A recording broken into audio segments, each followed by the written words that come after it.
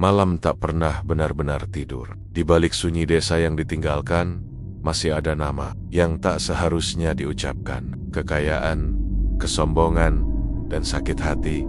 3 hal yang menumbuhkan perjanjian paling kelam di bawah pohon randu. Inilah kisah tentang Pak Damsyikin, seorang pria yang menjual jiwanya demi harga diri dan menanam kutukan yang tak akan pernah mati. Jika kau masih ingin mendengar kisahnya, pastikan kau tak menyebut namanya setelah ini. Sebuah kisah kutukan yang hidup. Setiap kali namanya dipanggil, malam itu langit seperti ditutup kain hitam pekat. Angin bertiup pelan, tapi menusuk sampai ke tulang. Di ujung desa Surobayan, seorang pria paruh baya berjalan gontai membawa lampu minyak. Namanya Pak Damsyikin. Lelaki yang dulu dikenal rajin, tapi kini dipandang hina karena miskin dan gagal menafkahi keluarganya. Sudah berbulan-bulan, ladangnya gagal panen. Istrinya, Bu Sarti, sering menahan lapar. Anaknya 3, Wulan, Bimo, dan Nisa, masih kecil-kecil. Dan setiap malam, Damsyikin hanya bisa menatap wajah mereka yang tidur dengan perut kosong. Namun malam itu berbeda. Damsyikin membawa dendam. Sore tadi, di warung Bu Yati, ia dihina oleh tetangganya sendiri, Pak Suro, yang berkata lantang sambil tertawa, "Kalau nggak sanggup kasih makan anak, mending suruh makan tanah aja, Dam. Orang kayak kamu cuma bikin beban kampung." Tawa orang-orang di warung menampar harga dirinya. Damsyikin pulang dengan wajah menunduk, tapi di matanya, api kecil mulai menyala. Ia ingat ucapan lama dari seseorang di pasar, tentang seorang dukun di luar dusun yang bisa membuat siapapun kaya dalam semalam. Namanya Mbah Kereng. Pohon randu tua di pinggir sungai itu sudah lama dianggap angker. Katanya, di bawahnya ada pintu ke dunia lain. Tak seorang pun berani mendekat, apalagi di malam Jumat Kliwon. Namun malam itu, Pak Damsyikin berdiri di depannya dengan dada berdebar. Ia menyalakan dupa dan menancapkan pisau kecil di tanah, seperti yang diajarkan seorang tukang pasar yang pernah dengar kabar tentang Mbah Kereng. "Mbah Kereng, aku datang mau minta tolong. Aku mau kaya. Aku mau buktiin ke mereka semua kalau aku bukan orang hina." Angin berhenti, daun randu tak lagi bergerak, dan dari balik kabut, suara berat menggema. "Kau datang dengan amarah, Damsyikin. Aku bisa bantu. Tapi ingat, kaya itu bukan hadiah, melainkan tukarannya besar." Sosok hitam perlahan muncul. Tubuhnya kurus, matanya merah, dan di tangan kirinya menggenggam tengkorak kecil. Tandanya mudah. Jangan pernah melihat bayanganmu sendiri di cermin saat bulan purnama. Bila itu terjadi, bayanganmu akan menjemput darah keturunanmu. Damsyikin menggigil, tapi godaan kekayaan mengalahkan rasa takut. "Aku terima, Mbah. Aku terima apapun, asal aku bisa kaya." Mbah Kereng tertawa pelan, lalu mencelupkan jari ke darah ayam yang tadi disiapkan Damsyikin dan menggambar simbol di dahinya. "Mulai besok, rezekimu akan datang seperti air mengalir. Tapi ingat pantanganmu, karena bila kau melanggarnya, darah keluargamu akan jadi ganti." Keesokan paginya, keajaiban benar-benar terjadi. Orang-orang heran melihat Damsyikin tiba-tiba membawa sekarung beras dan beberapa karung pupuk baru. Ia mengaku ada orang kota yang kasihan dan memberi modal. Tak sampai seminggu, ladangnya yang dulu kering tiba-tiba tumbuh subur. Panen melimpah, uang datang tanpa henti, dan perlahan orang-orang yang dulu menghina kini menyanjungnya. "Wah, Pak Damsyikin sekarang sukses ya. Bisa-bisa nanti rumahnya jadi paling megah di kampung." Senyum Damsyikin mengembang, tapi di matanya ada sesuatu yang lain. Rasa puas yang berbau sombong. Bahkan ia mulai lupa pada ucapan Mbah Kereng malam itu. 3 bulan kemudian, datang malam bulan purnama. Bu Sarti sedang menyisir rambut di depan cermin ketika Damsyikin masuk kamar. Ia menatap wajah istrinya yang berseri. Rumah mereka kini sudah tak bocor, anak-anak makan cukup, dan hidup terasa sempurna. Namun, entah kenapa, malam itu ia merasa ingin bercermin juga. Ia berdiri di depan kaca besar di kamar. Bulan purnama memantul di permukaannya, dan di sana, untuk sesaat, bayangan Damsyikin tersenyum padanya, meski ia sendiri tidak sedang tersenyum. "Loh, kok?" bisiknya. Bayangan itu bergerak lebih dulu dari dirinya. Damsyikin terkejut, mundur beberapa langkah. Lampu minyak di kamar bergoyang. Bu Sarti menoleh, tapi tak melihat apapun. "Kamu kenapa, Pak?" Enggak apa-apa." Namun malam itu, tepat pukul 2 dini hari, terdengar teriakan dari kamar anak mereka. Wulan, anak sulungnya, menjerit keras. Saat mereka berlari ke kamarnya, gadis kecil itu sudah membeku. Matanya melotot menatap langit-langit, dan di tangannya menggenggam pecahan cermin kecil yang entah dari mana asalnya. Desa geger. Wulan meninggal tanpa sebab jelas. Dukun kampung bilang arwahnya ketarik sesuatu dari dunia lain. Sementara Damsikin berdiri kaku di halaman rumah, menatap pohon randu di kejauhan yang tampak seperti melambai di telingganya. Angin berbisik lirih, suara yang sangat ia kenal. Kau sudah menatap bayanganmu, Damsikin. Satu sudah diambil. Jangan ulangi lagi, atau semua akan ikut. Dan untuk pertama kalinya sejak ia kaya, Damsikin sadar bahwa setiap rezeki yang ia terima dibayar dengan sesuatu yang jauh lebih mahal. Sejak kematian Wulan, rumah Pak Damsikin tak pernah sama lagi. Rumah itu yang dulu penuh tawa, kini selalu terasa dingin. Piring di meja makan tak pernah seramai dulu. Bu Sarti jarang bicara, dan Bimo serta Nisa selalu minta tidur di kamar orang tua mereka karena takut sendirian. Setiap malam, angin berembus pelan lewat celah jendela, membawa bau tanah basah yang menusuk hidung. Kadang terdengar bisikan halus, seperti seseorang menyebut nama Wulan di sudut ruangan.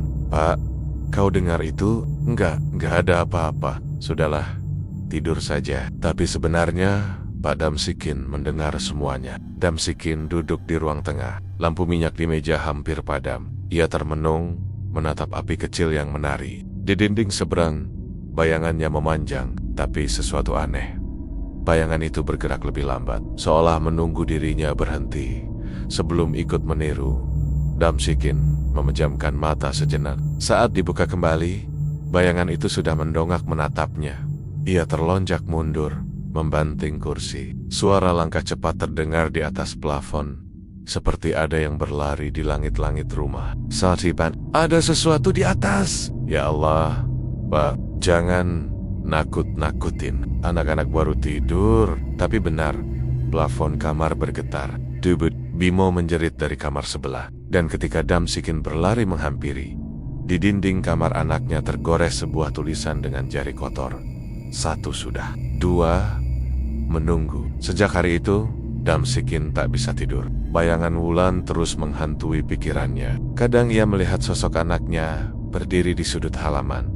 Diam, pucat, rambut terurai menutupi wajah. Namun, begitu ia mendekat, sosok itu menghilang jadi asap hitam. Ia mulai sering duduk sendirian di teras sambil menatap pohon randu di kejauhan. Setiap kali pandangannya jatuh ke sana, seperti ada sesuatu yang melambai pelan dari balik batangnya. Sosok tinggi dengan kain hitam lusuh. Mbah Kereng, gumamnya pelan. Kenapa kau ambil anakku? Aku sudah nurut semua perintahmu. Tapi angin hanya menjawab dengan suara lirih, seperti tawa. Beberapa hari kemudian, Bu Sarti mulai memperhatikan keanehan. Setiap pagi, cermin di kamar mereka berembun, padahal tak ada uap, dan di permukaannya selalu ada jejak tangan kecil. Pak ini, kenapa tiap pagi begini? Seperti ada anak kecil yang pegang kaca. Damsikin dak, ayah tahu, itu tangan Wulan. Suatu malam, ia mencoba menutup cermin dengan kain putih. Tapi keesokan harinya, kain itu robek, seperti dicakar dari dalam. Dan di baliknya, muncul tulisan baru. Kau janji tak melihatku lagi. Wajah Damsikin memucat. Ia tahu apa maksudnya. Pantangan itu sudah ia langgar sekali. Dan kini bayangannya tak mau pergi. Malam Jumat berikutnya, bulan purnama menggantung besar di langit. Pak Damsikin duduk di ruang tengah, memandangi jendela yang memantulkan cahaya pucat bulan. Dan di pantulan itu, ia melihat dirinya sendiri sedang tersenyum. Padahal wajahnya kaku. Bayangan itu mengangkat tangan dan menunjuk ke arah kamar anak-anak. Damsikin sontak berdiri, napasnya memburu. Jangan kau ambil lagi. Ia menendang kursi, berlari ke kamar anak-anak. Pintu terbuka sendiri. Bimo duduk di kasur, tubuhnya gemetar. Di belakangnya, bayangan gelap berdiri menempel di dinding. Mirip bentuk manusia, tapi tanpa wajah. Ayah, dia manggil namaku. Siapa, Nat? Kak Wulan. Aku harus ikut. Damsikin spontan menarik anaknya, memeluk erat. Tapi begitu ia menatap dinding, bayangan itu berubah jadi dirinya sendiri. Dengan senyum lebar dan mata merah menyala. Janji itu belum lunas Damsikin. Angin langsung berhembus kencang. Lampu minyak padam. Suara tangisan anak kecil menggema di seluruh rumah. Bu Sarti menjerit memanggil nama suaminya. Tapi hanya terdengar suara langkah kaki berjalan keluar menuju arah pohon randu. Pagi harinya, warga menemukan Pak Damsikin berdiri di bawah pohon randu, menatap tanah tanpa ekspresi. Di tangannya tergenggam cermin kecil penuh retak. Dan di permukaan cermin itu, terpampang dua bayangan berdiri di belakangnya, satu tinggi, satu kecil seperti ayah dan anak. Bimo lenyap tanpa jejak. Hanya suara lirih yang masih kadang terdengar di malam hari dari rumah Damsikin. Satu sudah, 2 3 akan datang. Sudah seminggu sejak Bimo hilang tanpa jejak. Desa Surobayan masih membicarakannya. Sebagian warga percaya Bimo diculik makhluk halus. Sebagian lagi menuduh Damsikin menjadi gila dan menyembunyikan anaknya sendiri. Tapi hanya satu orang yang tahu bahwa semua ini bukan kebetulan, melainkan akibat dari sesuatu yang Damsikin sembunyikan dengan sangat dalam. Bu Sarti duduk di teras, menatap kursi bambu yang biasanya dipakai Bimo bermain. Kursi itu kini kosong, berdebu. Anak bungsunya, Nisa, duduk memeluk lutut di sudut ruangan. Tak mau bicara sejak malam kejadian. Sementara Damsikin, pria itu lebih sering menatap kosong ke arah pohon randu di kejauhan. Setiap malam, ia duduk di sana sampai subuh, seolah menunggu seseorang. "Pak, pulanglah. Nisa takut kalau ayah nggak di rumah," bisik Bu Sarti lembut. Dia memanggilku, "Sarti, aku harus dengar." Dia janji bakal balikin Bimo. Wajah Damsikin terlihat pucat, matanya merah dan cekung, tubuhnya kurus, seperti disedot tenaganya sedikit demi sedikit. Bu Sarti terbangun karena mendengar suara lirih dari arah halaman, seperti seseorang berbisik lembut, tapi suaranya parah. Ia melangkah pelan ke jendela, menyingkap tirai, dan di bawah sinar bulan, terlihat pohon randu di kejauhan bergoyang halus, padahal angin sama sekali tidak bertiup. Sarti, suaranya seperti berasal dari batang pohon itu. Bu Sarti mematung, dadanya sesak. Namun dari arah belakang terdengar langkah pelan. "Damsik, kau dengar juga? Itu siapa, Pak?" "Itu Mbah Kereng. Dia yang bantu aku dulu. Dia mau kasih jalan keluar." Sarti menggigil. "Jalan keluar? Apa?" "Tambun pisedek, tapi harus ada yang rela menggantikan darah anak." Wajah Sarti membeku. "Kamu gila, Dam." Namun Damsikin hanya menatap kosong. Di matanya terlihat sesuatu yang bukan lagi manusia. Seperti ada bayangan hitam bergerak di balik bola matanya. Keesokan harinya, Bu Sarti diam-diam pergi ke rumah Mbah Raga, dukun tua yang dulu dikenal bersaing dengan Mbah Kereng. Rumah itu berada di tepi sungai. Sudah reot, tapi masih berdiri. Mbah Raga menyambutnya dengan batuk berat dan mata sayu. "Kau istri Damsikin, ya?" "Iya, Mbah. Aku minta tolong. Suamiku berubah. Anak dua sudah hilang." Mbah Raga terdiam lama sebelum membuka mulut. "Aku sudah tahu. Aku sudah lihat bayangan hitam itu melintas di rumahmu." Sarti menggigit bibir. "Apa hubungannya sama Mbah Kereng?" "Mbah Kereng bukan manusia biasa, nak. Dulu, dia juga seorang ayah yang kehilangan anaknya karena penyakit. Dia mencari ilmu agar bisa memanggil arwah anaknya kembali. Tapi yang datang bukan anaknya." Sarti menatap ngeri. "Maksud Mbah, yang datang itu makhluk peniru. Ia butuh wadah untuk tetap hidup di dunia, dan setiap tahun ia menuntut darah keturunan baru. Ilmu itu menurun ke siapapun yang berjanji padanya, termasuk suamimu." Air mata Sarti jatuh. "Jadi selama ini Wulan dan Bimo jadi gantinya makhluk itu?" "Yah, dan kalau kau tak hentikan, anak bungsumu, Nisa, akan jadi yang ketiga." Sarti pulang dengan langkah gemetar. Di depan rumah, Damsikin duduk di tangga, menatap tanah dengan mata merah menyala. "Kau dari mana?" "Dari Mbah Raga." "Aku tahu semuanya, Dam." "Kau tak paham, Sarti. Aku cuma mau balas dendam. Dulu mereka hina aku. Sekarang, lihat, mereka hormat padaku. Tapi dengan harga apa, Dam?" "Dua anakmu mati." "Apa itu bukan cukup?" Damsikin mendengus. "Belum Cukup, kalau aku berhenti sekarang, semuanya sia-sia. Tapi kalau aku teruskan satu kali lagi, Mbah Kereng janji rezeki ini jadi kekal. Sarti mundur perlahan. Satu kali lagi. Maksudmu Nisa? Damsikin tak menjawab. Matanya kosong, tapi senyumnya perlahan muncul. Dan dari balik punggungnya, bayangan tinggi dengan wajah tak jelas berdiri di bawah cahaya lampu minyak. Makhluk dari perjanjian itu. Suara tangisan terdengar dari arah pohon randu. Bu Sarti berlari membawa Nisa. Tapi sebelum mencapai jalan desa, akar-akar pohon randu menjulur keluar dari tanah, menggenggam kaki Damsikin yang berteriak panik. Bah, aku belum siap, belum waktunya. Namun pohon itu terus menelan tubuhnya perlahan, sampai hanya suara jeritannya yang tersisa. Lalu, sunyi, Sarti memeluk Nisa erat, menangis ketakutan. Tapi dari arah batang pohon randu, terdengar suara lirih yang membuat darahnya membeku. Belum selesai, Sarti. Kau pikir pohon ini cuma menelan? Besok malam, ia akan melahirkan sesuatu. Bu Sarti dan anak bungsunya, Nisa, kini tinggal berdua di rumah. Orang-orang desa jarang mau lewat depan rumah mereka. Mereka bilang tiap malam terlihat asap hitam keluar dari atap, dan terdengar suara laki-laki yang memanggil pelan dari halaman Sarti. Buka pintunya, aku pulang. 3 hari setelah Damsikin hilang, Bu Sarti mencoba memberanikan diri mendekati pohon randu, tempat terakhir suaminya terlihat. Ia membawa dupa dan air doa dari Mbah Raga, berharap bisa menenangkan arwah yang mungkin terjebak di sana. Namun saat ia tiba di bawah pohon itu, tanah di sekelilingnya sudah berubah, basah, berlendir, seperti baru saja melahirkan sesuatu. Batang randu itu berdenyut halus.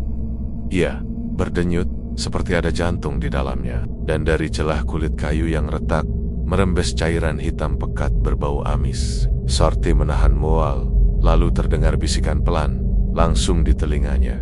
Kau datang, Sarti. Aku. Ia menoleh cepat, tapi tak ada siapapun. Namun dari arah batang, terdengar suara napas berat. Kau ingin lihat siapa yang kembali dariku? Tanah di bawah akar tiba-tiba bergoyang. Dari sana perlahan muncul tangan manusia, pucat, dengan kuku panjang dan kulit terkelupas. Disusul kepala dengan wajah yang sangat ia kenal. Wajah itu Damsikin.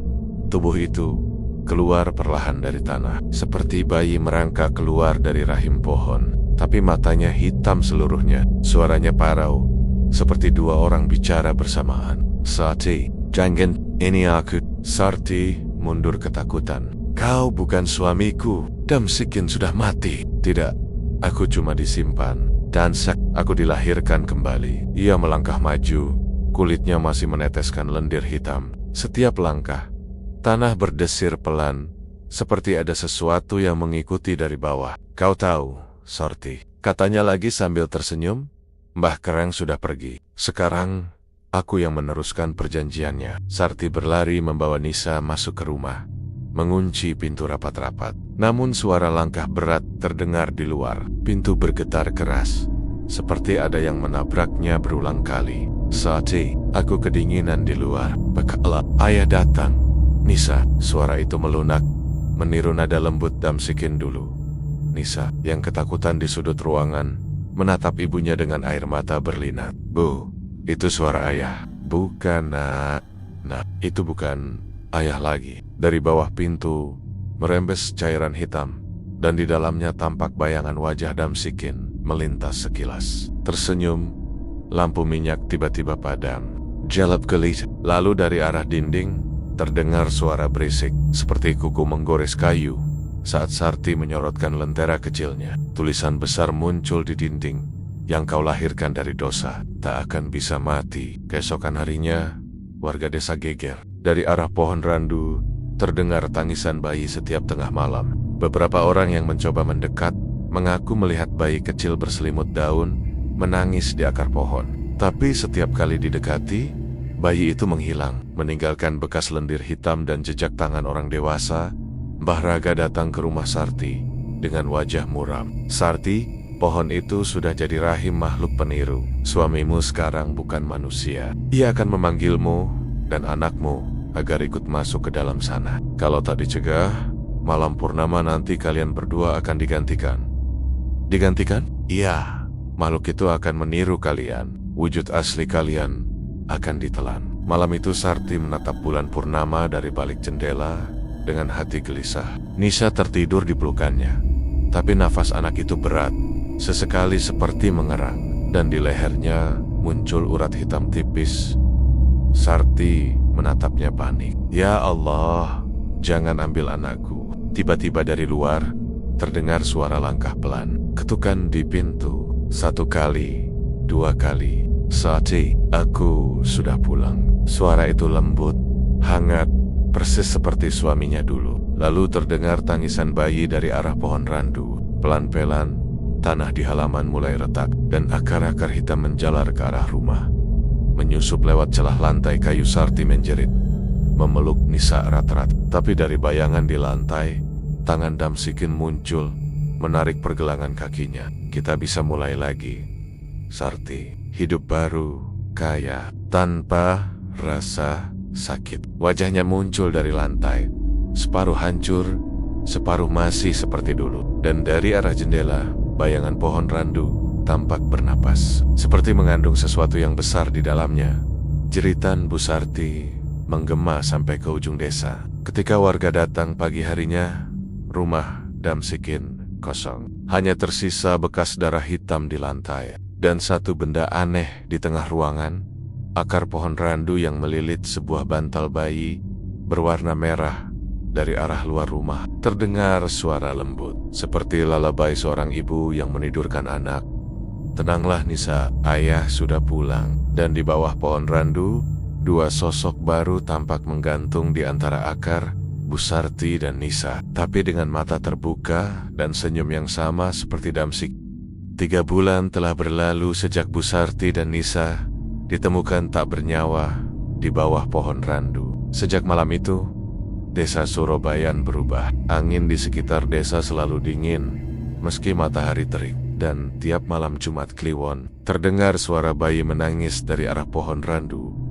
Suara yang pelan di awal, lalu makin nyaring, seperti minta disusui. Orang-orang mulai pindah dari desa, tapi bagi mereka yang masih bertahan, mimpi buruk baru segera dimulai. Suatu malam, Pak Suro, tetangga lama Damsikin, yang dulu suka menghina kemiskinannya, terbangun karena suara bayi menangis dari halaman belakang. Ia pikir itu suara cucunya. Tapi aneh, cucunya masih bayi dan sedang tidur di kamar. Tangisan itu semakin jelas, pelan, lirih, tapi dekat sekali. Wah, Eja, suara itu bukan sekadar tangisan bayi, melainkan seperti panggilan. Pak Suro keluar rumah dengan lampu minyak di tangan. Begitu sampai di halaman, ia melihat akar kecil menjalar dari arah tanah menuju sumur belakang. Dan di dekat sumur, terlihat bayi tergeletak, berselimut daun randu, kulitnya putih pucat, dan matanya hitam sepenuhnya. Astagfirullah. Bayi siapa ini? Ia mendekat perlahan. Tapi begitu tangannya hampir menyentuh bayi itu tersenyum, dan dari dalam mulutnya keluar suara orang dewasa. Kau yang pertama, Pak Suro. Lalu tubuh bayi itu membusuk seketika, meleleh seperti lilin panas, menyisakan tulang kecil yang masih menggigil. Dari arah sumur, terdengar tawa pelan seorang perempuan. Keesokan paginya, warga menemukan Pak Suro sudah tewas di belakang rumah. Tubuhnya kering, seperti disedot darahnya sampai habis. Dan di dekat jenazahnya, tumbuh pohon randu kecil. Tingginya cuma setengah meter, tapi daunnya hitam legam dan bergetar meski tak ada angin.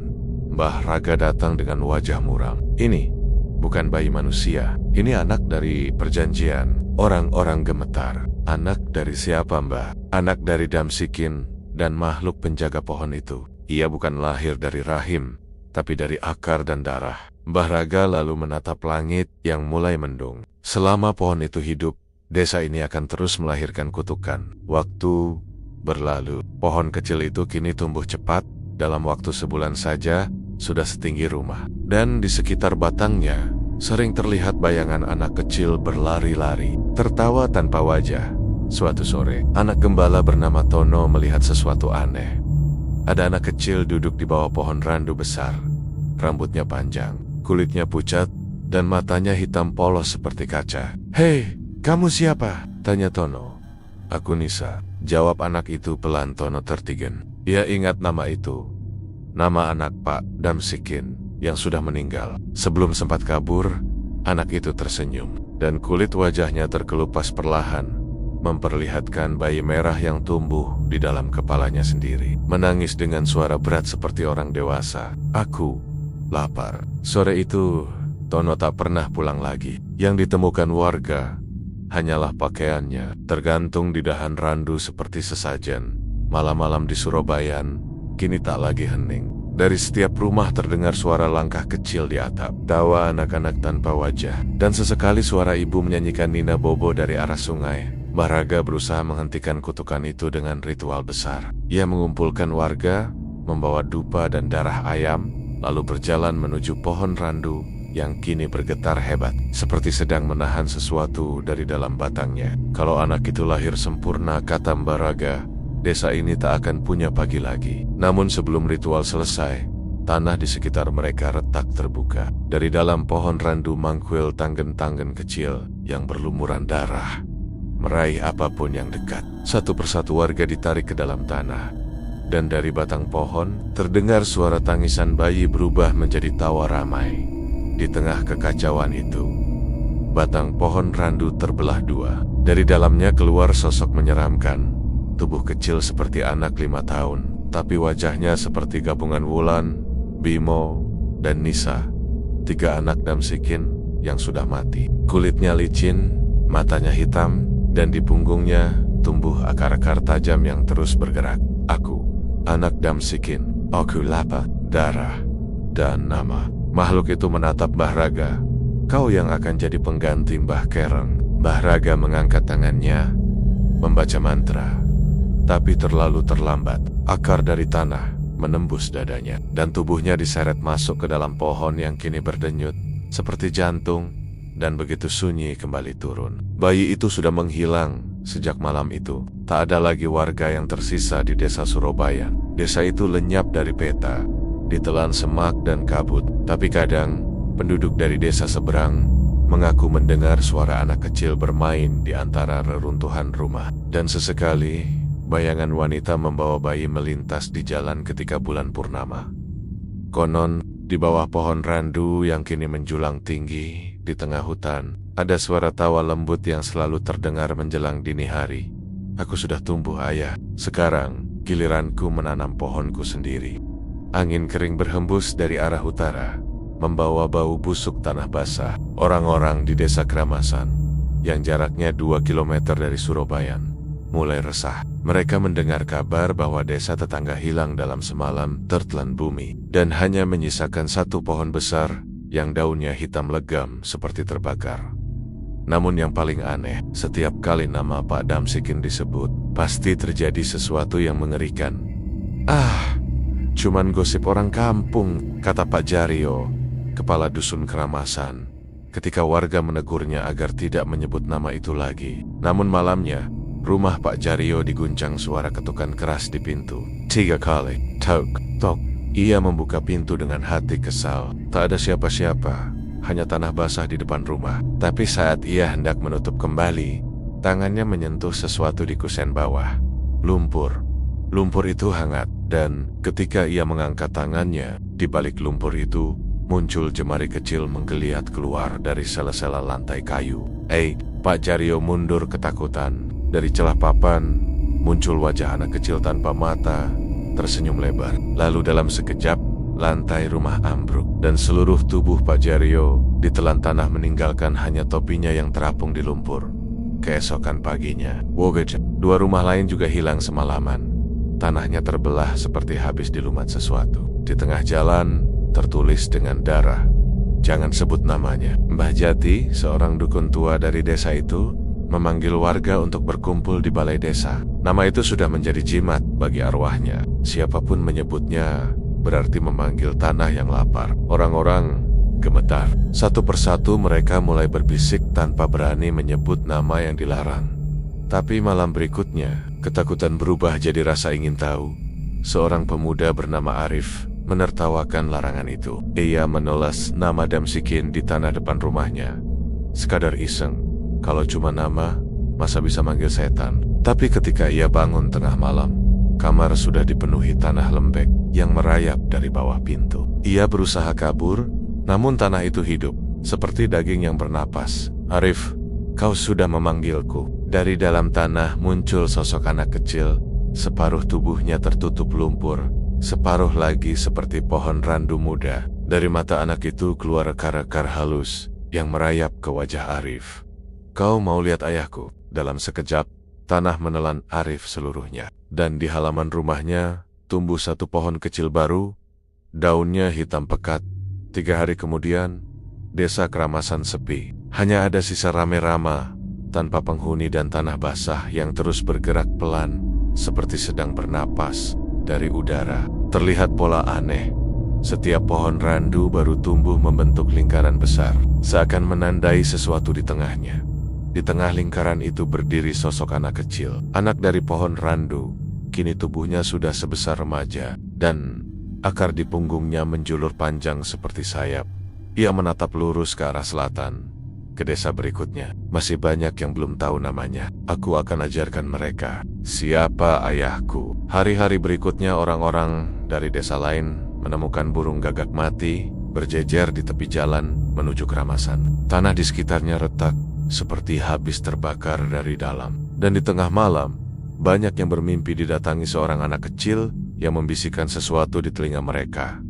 Kata itu adalah nama terlarang. Beberapa yang mendengar bangun dalam keadaan tubuh mereka penuh lumpur, kulit membiru, dan mata membesar seperti hendak pecah. Di pagi hari, mereka ditemukan sudah kaku, dengan mulut dipenuhi tanah basah sebelum meninggal. Mbah Jati sempat menulis surat yang ditemukan di buku mantranya. Tulisan itu berbunyi, "Damsikin bukan lagi manusia, ia menjadi tanah itu sendiri. Pohon randu adalah rahimnya, dan anaknya adalah lidahnya. Selama orang menyebut namanya, ia akan menelan siapapun yang mengingatnya." Surat itu berhenti di kalimat terakhir. Jangan tulis, jangan sebut, jangan ingat. Dan tepat di halaman itu, noda tanah menutupi seluruh tulisan, seolah buku itu pun ditelan dari dalam. Kini, Surobayan dan Keramasan sudah hilang dari peta. Namun di antara hutan randu yang terus tumbuh liar, masih terdengar suara anak-anak berlari dan bermain. Kadang tertawa memanggil nama yang tak boleh diucap. Beberapa orang lewat jalan itu pada malam hari mengaku mendengar bisikan lembut dari tanah. Sebentar lagi, semua desa akan tahu namanya, dan tanah akan kenyal. Sudah hampir 40 tahun sejak desa Surobayan dan Keramasan lenyap dari peta. Tak ada yang tahu pasti apa yang terjadi di sana.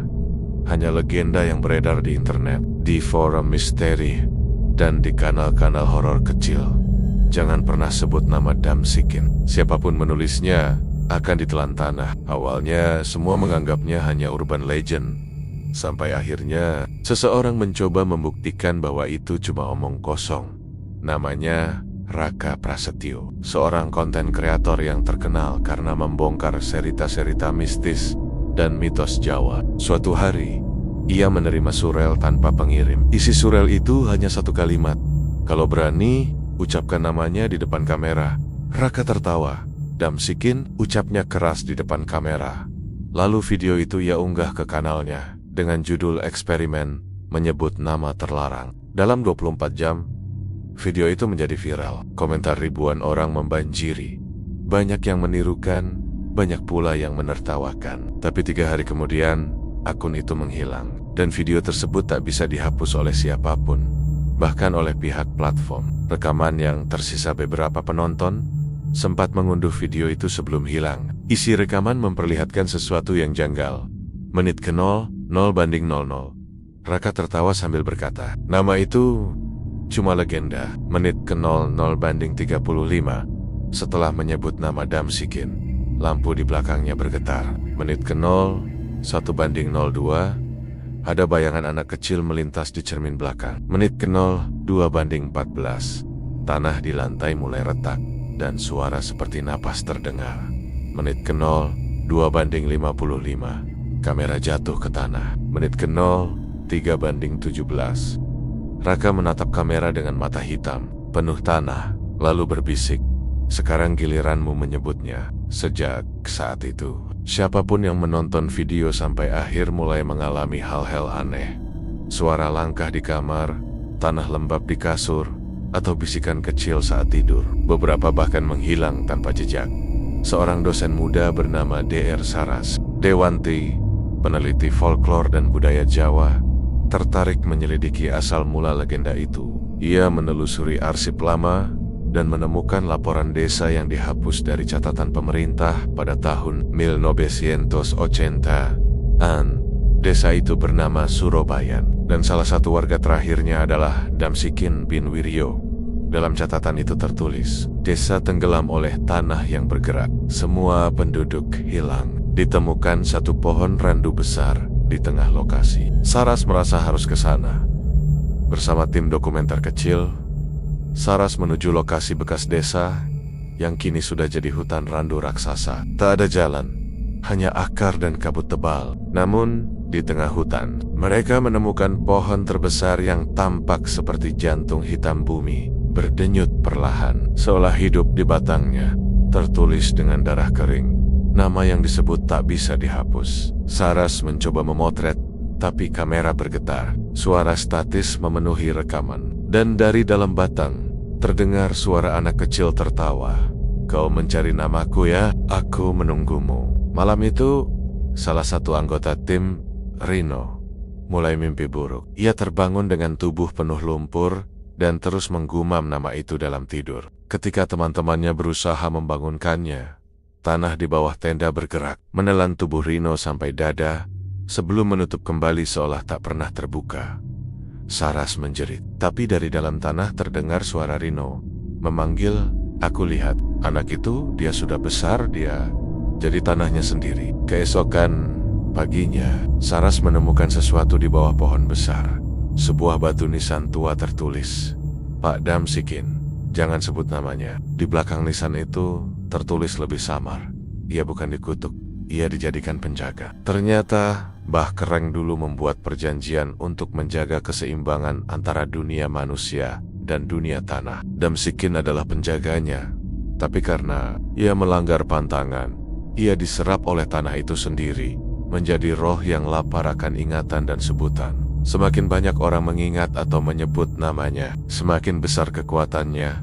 Saras menyadari satu hal, cara untuk mengakhiri kutukan ini hanyalah menghapus nama Damsikin dari ingatan manusia. Tapi itu mustahil, karena nama itu sudah tersebar di internet, video, bahkan dalam berita. Dalam upaya terakhir, ia membakar semua catatan dan kameranya di bawah pohon randu. Tapi sebelum api padam, batang pohon itu bergetar, dan dari dalam keluar sosok pria berwajah tanah, dengan mata kosong dan senyum mengenalinya.